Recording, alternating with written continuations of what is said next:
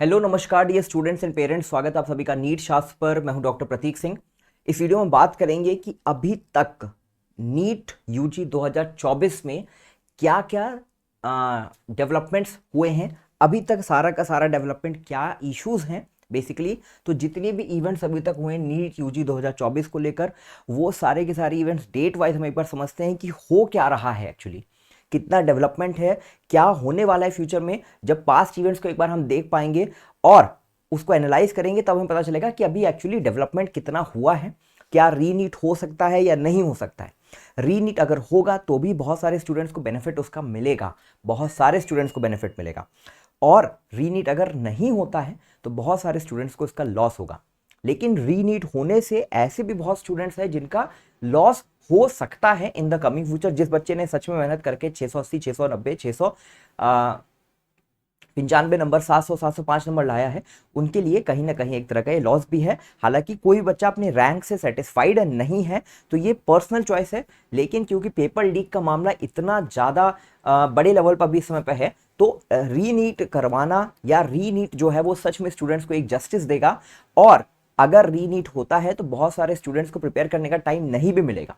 तो इस वीडियो से मैं बस इतना आपको समझाना चाह रहा हूं कि जितनी भी अभी तक में सारी की सारी डेवलपमेंट हुए हैं, जितने भी इवेंट्स हुए हैं, उन सबको एक बार हम समझ लेते हैं। रीनीट होने की कितनी पॉसिबिलिटी है। अगर 1% भी पॉसिबिलिटी है तो आप अभी से पढ़ाई करना स्टार्ट कर दो, इस चीज का जरूर ध्यान दो, ठीक है। तो जितनी भी इवेंट्स हुए अभी तक में हम उसको डिस्कस करेंगे। जितनी भी पीआईएल अभी तक में सुप्रीम कोर्ट में फाइल हुई है, ये फाइल्ड पीआईएल बहुत ज्यादा है, लेकिन जो पीआईएल एक्सेप्ट हो गई है सुप्रीम कोर्ट की तरफ से, मतलब उनका डायरी नंबर उनको अलॉट हो गया, मतलब उस पर हियरिंग स्टार्ट होगी, उन पीआईएल की हम बात करेंगे, ठीक है।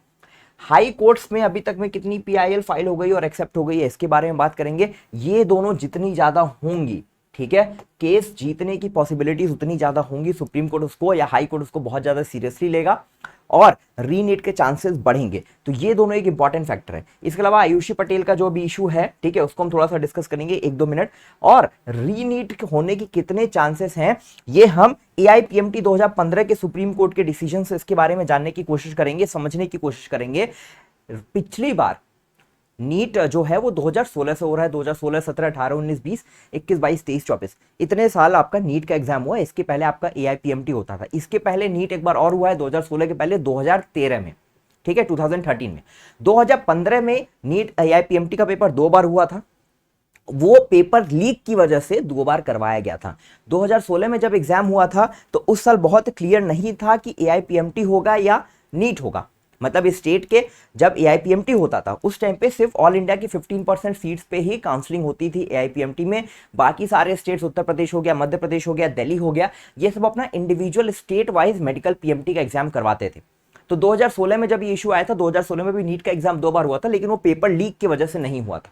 2017 में नीट का एग्जाम 2 बार हुआ था, ठीक है। इसके अलावा 2020 में नीट का एग्जाम हुआ था, तो हर बार अलग इशू था। 2020 में जब नीट का एग्जाम 2 बार हुआ था तो ओडिशा में फैनी, साइक्लोन फैनी के आने की वजह से ओडिशा स्टेट में सिर्फ नीट का एग्जाम दोबारा कंडक्ट करवाया गया था, ठीक है। तो अब एक बार एआईपीएमटी जो 2015 में हुआ था वो नेशनल लेवल पे हुआ था और 2016 में भी नेशनल लेवल पे हुआ था, लेकिन दोनों बार अलग कारण है। एआईपीएमटी 2015 जो हुआ था वो आपका पेपर लीक की वजह से हुआ था, तो उसके सुप्रीम कोर्ट के जजमेंट की बेसिस पर हम डिसाइड करेंगे। सबसे पहले आगे बढ़ते हैं। जो सीरीज ऑफ इवेंट्स हुए हैं, नीट यूजी 2024 5 मई 2024 को आपका कंडक्ट करवाया गया, ठीक है। चलो, जैसे ही एग्जाम हुआ है उसी समय पे, मतलब 2 से 5 के बीच एग्जाम चल रहा है, उसी समय पे न्यूज में पेपर लीक की न्यूज आती है माधेपुर से और पटना से, ठीक है। ये 2 न्यूज, पेपर 2 से 5 चल रहा है, उसी के बीच में ये न्यूज सर्कुलेट होने लगती है, नेशनल टेलीविजन पे आने लगती है, सोशल मीडिया पे हर जगह आने लगती है। तो 5 मई को ही एनटीए की वेबसाइट पर एक नोटिस आता है, ठीक है। एनटीए का अभी तक में जितने वेबसाइट पे नोटिस आए हैं, जितने ट्विटर से उनकी इंफॉर्मेशन आई, उन सबको भी हम देखेंगे। तो 5 मई को एनटीए की वेबसाइट पे एक नोटिस आता है कि सवाई माधोपुर राजस्थान में जो एग्जाम करवाया गया था वो एक इंडिया में इकलौता सेंटर है जहां पे एग्जाम थोड़ी सी इरेगुलरिटीज की वजह से सही से नहीं हो पाया, और हम शाम को 6 बजे से उन बच्चों का एग्जाम दोबारा रिकंडक्ट करवा रहे हैं। प्रॉब्लम ये हुई है कि हिंदी मीडियम वाले बच्चों को इंग्लिश मीडियम और इंग्लिश मीडियम वाले बच्चों को हिंदी मीडियम का पेपर मिल गया था और वो प्रोटेस्ट करने के लिए पेपर को बाहर लेके चले गए थे। लेकिन वो पेपर लीक में काउंट नहीं होगा क्योंकि इंडिया में सारे बच्चे तो एग्जाम उसको दे रहे हैं, वो अपने अपने सेंटर के अंदर है। इसलिए जो बच्चे पेपर बाहर लेके आए थे वो जो है वो पेपर लीक में काउंट नहीं होगा, ठीक है, ऐसा एनटीए का 5 तारीख को ही एनटीए की वेबसाइट पे नोटिस आ जाता है, प्रेस रिलीज आ जाता है और सवाई माधोपुर में एग्जाम करवा दिया जाता है। अब वो सवाई माधोपुर में एग्जाम क्या हुआ, कैसा हुआ, एक बच्ची है जिसका वीडियो बहुत वायरल है, तो वो भी आपने देखा होगा, आप जानते हैं। उसके अलावा 6 मई को एनटीए की वेबसाइट पे एक और नोटिस आता है, एक प्रेस रिलीज आता है कि कोई पेपर लीक नहीं है। ये बेसिकली पटना वाले सेंटर को जस्टिफाई कर रहे थे कि पटना में पेपर लीक नहीं हुआ, पूरे इंडिया में कहीं पे भी पेपर लीक नहीं हुआ है, पूरा का पूरा एग्जाम फेयर हुआ है और ट्रांसपेरेंसी से हुआ है। तो 6 मई तक ये होता है। फिर इसके बाद सारा मामला शांत हो जाता है, कम हो जाता है। इसके बीच में 17 मई को सुप्रीम कोर्ट में एक पिटीशन फाइल होती है, लेकिन सुप्रीम कोर्ट उसको रिजेक्ट कर देती है। उसके बारे में आपको बताऊंगा कि सुप्रीम कोर्ट में कितनी पिटीशन फाइल हुई है, क्या हुआ है, ठीक है। तो बीच में 17 मई को पेपर लीक के लिए सुप्रीम कोर्ट में पिटीशन फाइल हुई थी। अब इसके बाद 29 मई को एनटी का प्रोविजनल आंसर किया जाता है, चलो ठीक है, अच्छी बात है। 31 मई को डेट देते हैं कि चलो चैलेंज करने के लिए आंसर की 2 दिन और ले लो, ठीक है। फिर 3 जून को फाइनल आंसर किया जाता है और उसमें एक क्वेश्चन, एटम वाले क्वेश्चन का, वो 2 ऑप्शन करेक्ट बताते हैं। अब इसमें पुरानी एनसीईआरटी और नई एनसीईआरटी वाला इशू रहता है, इसलिए दोनों आंसर को सही कर दिया जाता है और पूरे पेपर में कोई भी बोनस नहीं मिलता है। सिर्फ इस क्वेश्चन में 2 आंसर सही थे, तो किसी स्टूडेंट ने कोई भी एक आंसर ऑप्ट किया था, आंसर को मार्क किया था, तो उसको मार्क मिले, जिसने अटेम्प्ट नहीं किया तो उसको मार्क्स नहीं मिले, बात खत्म। फिर 4 जून को नीट यूजी 2024 का रिजल्ट आता है एनटीए की वेबसाइट पर। यहीं से जो है सारा का सारा मैटर जो है उठ जाता है। अनएक्सपेक्टेड रैंक आती है, अनएक्सपेक्टेड रिजल्ट आते हैं। 67 स्टूडेंट्स ऑल इंडिया रैंक 1 लेके आते हैं। तो यहां से फिर सारी चीजें 720 में 720, यहां से फिर पोस्ट रिजल्ट जो है वो बहुत सारी चीजें अब एक साथ होने लगती है। एनटीए की वेबसाइट पे ही 4 जून को एनटीए की वेबसाइट पे प्रेस रिलीज आता है रिजल्ट को लेकर, जिसमें वो बताते हैं कि इतने बच्चों ने इतना स्कोर किया, ऐसा हुआ वैसा हुआ, इतने सेंटर में हुआ, इतने बच्चों ने पार्टिसिपेट किया, इतने गर्ल्स थे, इतने बॉयज थे, सारी चीजें। अब इस प्रेस रिलीज में भी बहुत सारी गलतियां हैं। कैंडिडेट्स में जब उन्होंने टोटल कैंडिडेट बताए तो इतना बताया, एक सर्टेन अमाउंट बताया, फिर बॉयज गर्ल्स और ट्रांसजेंडर को जब उन्होंने ऐड किया तो उनका टोटल कुछ और आ रहा है। तो इस लेवल पे ये कंडक्ट करा रहे हैं चीजों को। अब आप देखो एनटी वेबसाइट पे, वहां पे उसी वेबसाइट के प्रेस रिलीज से ही क्लियर हो गया कि एक ही सेंटर के, झज्जर के एक ही सेंटर पे हरियाणा के 6 स्टूडेंट्स का 720 में 720 आ रहा है और उनकी रैंक भी सीरियल में है 62 से 67। उसी सेंटर से एक बच्चे का 719 मार्क्स आ रहा है, उसी सेंटर से एक बच्चे का 718 मार्क्स आ रहा है और इन सबकी रैंक 62 से 69 एकदम सीक्वेंस में है इन 8 बच्चों की रैंक। यहां से सस्पिशन बहुत ज्यादा उठता है। फिर उसके बाद 4 तारीख को ही रात में, 4 और 5 के बीच में, मतलब रात में एनटीए के ट्विटर अकाउंट से, या जिसको हम एक्स बोलते हैं, एक्स अकाउंट से या ट्विटर अकाउंट से ग्रेस मार्क्स का ये जो है ये बताते हैं हमें कि ग्रेस मार्क्स अवार्ड हुआ है बच्चों को, इसीलिए 719 और 718 नंबर जो है ये पॉसिबल हैं। ये एनटीए अभी तक में क्लियर करता है ट्विटर के थ्रू, ठीक है, एक्स के थ्रू ये बताते हैं अपनी वेबसाइट पे।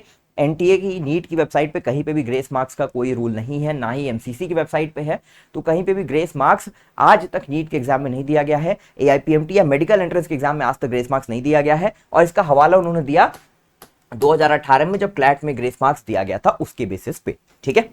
चलिए, अब इसके बाद 6 जून को आपके एनटीए की वेबसाइट पे एक और प्रेस रिलीज आता है कि एग्जाम जो है पूरा का पूरा फेयर हुआ है, कोई दिक्कत नहीं है, आप लोग चुप रहिए, ठीक है। फिर क्योंकि सोशल मीडिया पे, न्यूज चैनल पे हर जगह बहुत इशू इसको उठाया जा रहा था, तो 8 जून को एनटीए जो है प्रेस कॉन्फ्रेंस करती है, ministry of education press conference करती है इंफॉर्मेशन एंड ब्रॉडकास्टिंग के साथ, ठीक है।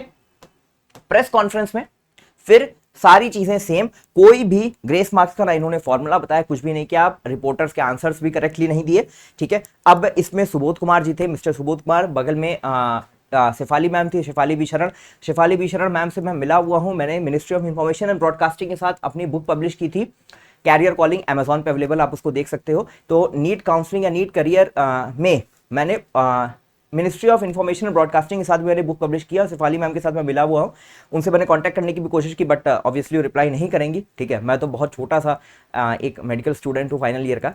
तो प्रेस कॉन्फ्रेंस में भी किसी ने भी कोई आंसर नहीं किया ढंग से, शेफाली मैम ने बस इतना बोला कि चाय की व्यवस्था 4th फ्लोर पर है, ठीक है। इसके बाद 10 जून को एनटीए के ट्विटर से फिर एक ट्वीट किया जाता है कि आयुषी पटेल की इशू को एड्रेस किया जाता है कि सारे बच्चों का रिजल्ट डाउनलोड हो रहा है, कोई दिक्कत नहीं है, ठीक है, चुपचाप जाके रिजल्ट डाउनलोड कर लीजिए। अब इसके लीगल प्रोस्पेक्ट्स पे आ जाते हैं, ठीक है। ये सारी की सारी डेवलपमेंट्स अभी तक में हुई हैं। अब हम आ जाते हैं लीगल प्रोस्पेक्ट्स पे। सबसे पहले यहाँ पे चलो 2015 का है, चलो पहले ये देख लो 17 मई, ठीक है, ये लाइव लॉ की वेबसाइट है तो सारे के सारे जो भी प्रोसीडिंग्स आप यहाँ पे खुद देख सकते हो। 17 May 2024 NEET UG 2024 Supreme Court refuses to stay declaration of NEET result over alleged paper leak. ठीक है। तो सुप्रीम कोर्ट में पीआईएल फाइल हो चुकी थी और इसको उन्होंने खारिज कर दिया, ठीक है, कि रिजल्ट पे स्टे नहीं लगेगा। सुप्रीम कोर्ट ऑन 17 मई, 5 मई को एग्जाम हुआ, 17 मई को refuse to grant stay on the results of the National Eligibility cum Entrance Test while agreeing to the issue notice on the PIL seeking NEET UG exams to be conducted afresh in light of the alleged malpractices and paper leak of the exam, ठीक है। तो ये जो था बेटा, ठीक है, ये 17 मई को, क्योंकि उस समय तक पेपर लीक की बहुत इंफॉर्मेशन नहीं थी, पटना से एक इंफॉर्मेशन थी, तो उसको सुप्रीम कोर्ट ने भी रिजेक्ट कर दिया कि इतने मतलब लैक ऑफ एविडेंसेस की वजह से या किसी भी कारण की वजह से इसको रिजेक्ट कर दिया गया। अब देखो दूसरा यहां पे है 3 जून का है, ठीक है। तो another petition filed in Supreme Court seeks NEET re exam over alleged paper leak, ठीक है। तो ये 3 जून को फिर हुआ, रिजल्ट से पहले फिर एक पीआईएल फाइल हो जाती है, ठीक है, रिजल्ट से पहले फिर एक पीआईएल फाइल होती है। अच्छा, इसके बाद फिर देखो, इसके बाद नीट के रिजल्ट आने के बाद सबसे पहली पीआईएल फाइल होती है कलकत्ता हाईकोर्ट में 7 जून को। तो अब इसके लिए इन्होंने एनटीए को लीगल नोटिस भेजा है और 10 दिन में एनटीए को टाइम मिला, 10 दिन में एनटीए जो है इसको रिप्लाई करेगा कलकत्ता हाईकोर्ट को 7 जून को। इसके बाद 7 जून को ही, ये सुबह की बात है 10:30 बजे, 7 जून को ही शाम को 8:09 पर यह आर्टिकल पब्लिश हुआ। मतलब पहला जो सबसे रिजल्ट के बाद जो सबसे पहला पीआईएल फाइल हुआ कलकत्ता हाईकोर्ट में। 4 तारीख को आपका रिजल्ट आया, 7 तारीख को कलकत्ता हाईकोर्ट में गया मैटर, 7 तारीख को ही दिल्ली हाईकोर्ट में गया, ठीक है। और ये जो पीआईएल फाइल हुई है ये ग्रेस मार्क्स के अगेंस्ट हुई है, ठीक है, against award of great marks, और इसके अलावा यहां पे बोनस मार्क्स का क्वेश्चन भी उठाया गया, ठीक है। अच्छा, अभी इसकी भी हियरिंग बाकी है, ठीक है। अब ये मांग रहे हैं, ये बेसिकली मांग रहे हैं जो एक क्वेश्चन एटम वाला क्वेश्चन था उसके लिए सबको मार्क्स मिलने चाहिए, सबको बोनस मिलना चाहिए, ये इनका कहना है यहाँ पे, ठीक है। ये 17 ईयर ओल्ड श्रेयांशी ठाकुर, ठीक है, through her mother who appeared in the examination, तो ये श्रेयांशी ठाकुर ने यहाँ पे पीआईएल फाइल किया है, ठीक है। अच्छा, अब इसके बाद 9 जून को award of grace marks arbitrary plea in Supreme Court recall of NEET UG results and re exam. देखो पीआईएल बहुत फाइल होती है, उसमें से कुछ एक्सेप्ट होती है, कुछ रिजेक्ट होती है, ठीक है। तो ये जो आपकी पीआईएल है, ठीक है, तो इसमें सारे मुद्दे उठाए गए हैं कि ग्रेस मार्क्स जिन बच्चों को दिया गया 718 और 719 नंबर, 67 स्टूडेंट्स ने ही फुल मार्क्स पाए, 720 में 720, तो ये सारी चीजें, ठीक है। अब देखो यहाँ पे लिखा हुआ है 2 petitions have already been filed in the Supreme Court seeking the cancellation of the test on the grounds of paper leak. एक 17 मई को हुआ था और एक 3 जून को हुआ था, ये रिजल्ट के आने से पहले हुआ था। रिजल्ट से आने के बाद पहली पिटीशन ये एक्सेप्ट हुई है सुप्रीम कोर्ट में, ठीक है। अब ये किसने किया है, पिटीशन हैज बीन फाइल्ड, अच्छा ये तो एडवोकेट ऑन रिकॉर्ड है, स्टूडेंट का नाम यहां पे नहीं दिया हुआ है, हाँ ये दिया हुआ है। The present petition had been filed by mister Abdullah Mohammed Faiz and doctor Sheikh Roshan Mohiuddin, natives of Telangana and Andhra Pradesh respectively. The petitioners belong to SIO and claim to be working of the benefit of the student, ठीक है। तो ये student welfare में काम कर रहे हैं और इन्होंने ये पिटीशन फाइल किया है, तेलंगाना और आंध्र प्रदेश के हैं और इनकी पिटीशन एक्सेप्ट हो गई है, पीआईएल इनकी जो है ये एक्सेप्ट कर ली गई है, तो इस पे हियरिंग होगी, ठीक है। आगे चलो, इसके बाद 10 जून को एक और पीआईएल फाइल होती है। ये जो पीआईएल फाइल की गई है सेम इश्यूज है, सब कुछ वही है, ठीक है। 1536 बच्चों के ग्रेस मार्क्स के बारे में पूछा गया है, सब कुछ यहाँ पे सेम है, ठीक है, सब कुछ यहाँ पे सेम है कि फॉर्मूला नहीं बताया गया, ठीक है।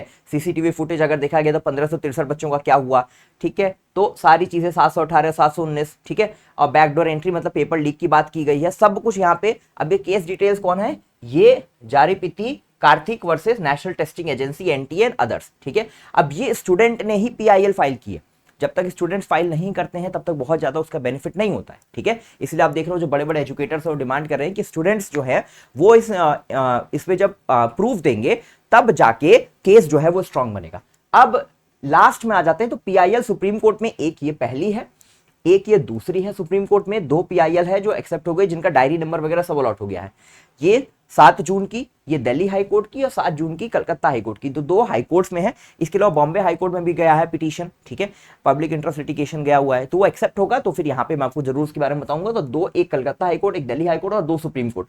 इसके अलावा 3 जून वाली पिटीशन को रिजेक्ट कर दिया गया और 17 मई वाले को रिजेक्ट कर दिया गया। अब आ जाते हैं एआईपीएमटी 2015 में जब री एग्जामिनेशन हुआ था, तो वहां पे देखो 22 मई को ये हियरिंग चल रही थी और कोर्ट ने उस समय बोला था कि पेपर लीक हुआ है, ठीक है, लेकिन अगर री एग्जाम होता है तो उससे बहुत सारे बच्चों को इंपैक्ट करता है, बहुत सारे बच्चों को इंपैक्ट करता है। तो री एग्जामिनेशन या फिर से री टेस्ट करवाना सबसे आखिरी तरीका होगा हमारे पास। तो जब भी कोई भी हियरिंग चलती है सुप्रीम कोर्ट में या हाई कोर्ट में, तो पुराने जजमेंट्स का हवाला दिया जाता है कि उस समय पे ऐसा हुआ था, ठीक है, उस समय ऑनरेबल कोर्ट ने ऐसा डिसीजन लिया था, तो उसको हम उसमें इंक्लूड करते हैं, ठीक है। उसको भी ध्यान दिया जाता है कि पहले कोर्ट ने कैसे हियरिंग ली है, पहले कैसे डिसीजन लिया है। तो उसी में इस बार भी ऐसा ही होगा कि सुप्रीम कोर्ट रीनीट तभी करवाएगा जब उसके पास और कोई ऑप्शन नहीं है, जब बहुत बड़े लेवल पर प्रूफ मिलेगा पेपर लीक का। बहुत सारे स्टूडेंट्स के लाइफ में ये चीज का जब तक इन्वॉल्वमेंट होगा कि इतने ज्यादा बच्चे इससे इंपैक्ट हुए हैं, तभी जाकर री एग्जामिनेशन जो है वो कंडक्ट कराया जा सकता है सुप्रीम कोर्ट में। तो ऐसे में बच्चा, जितने बच्चों को ग्रेस मार्क्स अगर मिला है, 500 बच्चों, अगर मान लो कोई बच्चा जो एनटीए ने जिन जगहों का नाम बताया उसके अलावा अगर आप हो, उन 1563 बच्चों में अगर आप नहीं हो और आपको ग्रेस मार्क्स मिला है, तो प्लीज पीआईएल फाइल करो अगर रीनीट चाहते हो। रीनीट से एक चीज जो अच्छी होगी, मुझे ऐसा लगता है कि जो सेम मार्क्स पे इतने सारे बच्चे हैं, अगर मैं 690 की बात कर लूं तो सेम मार्क्स पे 1000 से 1500 बच्चे हैं। इन सारे बच्चों को एक जैसा कॉलेज नहीं मिलेगा। किसी को हो सकता है थोड़ा सा अच्छा कॉलेज मिले, किसी को खराब कॉलेज मिले। 655 656 मार्क्स पे कॉलेजेस मिलेंगे इस बार ऑल इंडिया में। ये बहुत हाई मेरिट होती है, मतलब बहुत ही ज्यादा हाई मेरिट होती है। बहुत सारे बच्चे 620 630 640 वाले बच्चों को कॉलेज नहीं मिलेगा। जिनको कॉलेज मिल भी रहा है 670 पे, उन्होंने अगर सोचा था कि मुझे यूपी में केजीएमसी मिल जाएगा, तब उनको यूपी का बहुत पेरिफेरल कॉलेज मिलेगा।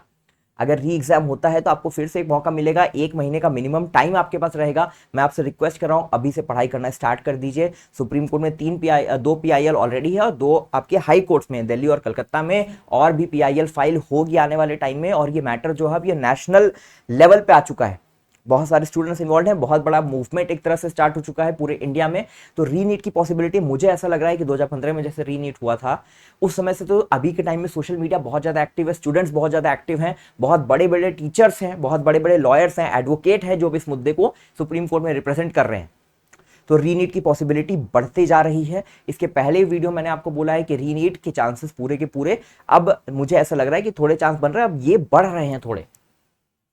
और पीआईएल अभी भी आप जान रहे हो कि एनवी सर और अलग सर, ये दोनों लोग की पीआईएल जो है अभी वो आज पता चल जाएगा हमें कि एनवी सर का एक्सेप्ट होगा, डायरी नंबर मिलेगा कि नहीं। तो ये सारे पीआईएल अब धीरे धीरे जो है वो अगर वो बढ़ेंगे तो सुप्रीम कोर्ट पे भी कहीं ना कहीं एक प्रेशर बनेगा, ठीक है। तो इस चीज को समझिए कि रीनीट की अगर 1% पॉसिबिलिटी अभी के टाइम पे, जो कि मुझे लग रहा है कि पॉसिबिलिटीज बन रही हैं, तो आपको ऐसे टाइम पे पढ़ाई अपनी जरूर से स्टार्ट कर देनी चाहिए। अब जो भी यह मैटर कोर्ट में है, जो लोग इसमें इन्वॉल्व हैं वो लोग इसमें काम करेंगे आगे। आपको रेगुलरली अपडेट्स मिलते रहेंगे, दिन भर में आपको 1 घंटे 2 घंटे यूट्यूब पे देना है। इसके अलावा आपको अब पढ़ाई पे फोकस कर दो, उसी जोन में चले जाओ जिस जोन में आप पहले थे, जिस जोन में आप मार्च के महीने में थे, अप्रैल के महीने में थे, उस जोन में आप वापस से चले जाओ। अपने आप को काम करो, कंपोज करो, माइंड को क्लियर रखो और जितनी हो सके उतनी पढ़ाई करो।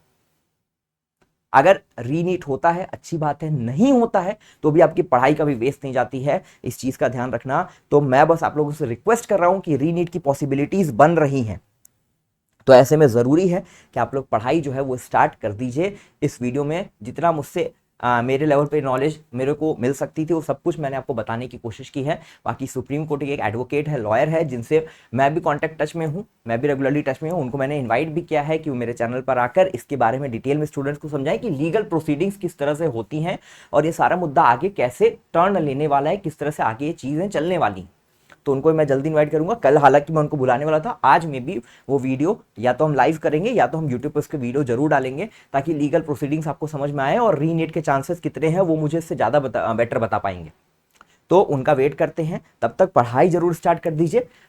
इस वीडियो में इतना ही। वीडियो अच्छी लगी तो लाइक करना, चैनल को सब्सक्राइब कर लेना, ठीक है। Thank you so much.